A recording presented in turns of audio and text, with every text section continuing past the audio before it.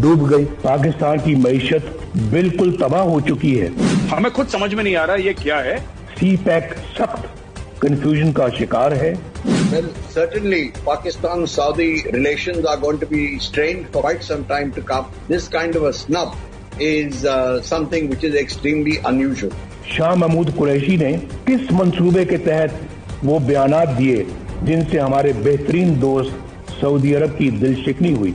आपके जब खुद के जर्नैल आपको खा रहे हैं, एक आर्मी के जनरल ने 3 करोड़ की एसयूवी खरीदी है, तो जब आप बाजवा साहब को सलाम पेश करेंगे तो मन में एक सुकून जरूर होगा कि आपके बच्चे ने जो 1 रोटी कम खाई है ना, उसका पैसा भी उस एसयूवी में गया है।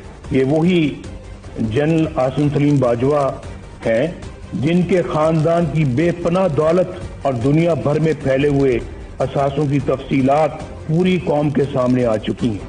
15-20 साल के अरसे में अरबों रुपए के ये सासे कहां से बन गए?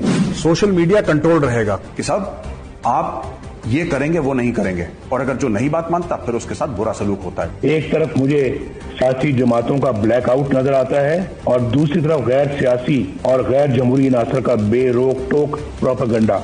ये सिलेक्टेड प्राइम मिनिस्टर इलेक्टेड तो है नहीं है।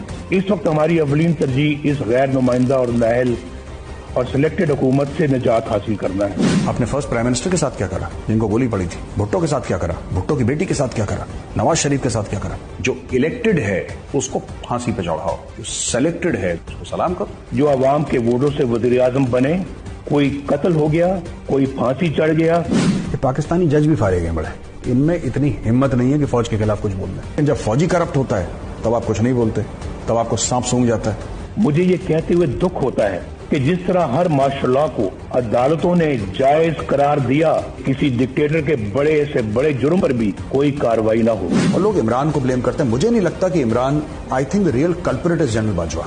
हमारा मुकाबला इमरान खान से नहीं है, हमारी जदोजहद इमरान खान को लाने वालों के खिलाफ। नवाज भारत बयानिए में इतनी मुशाबहत की कड़ी कहीं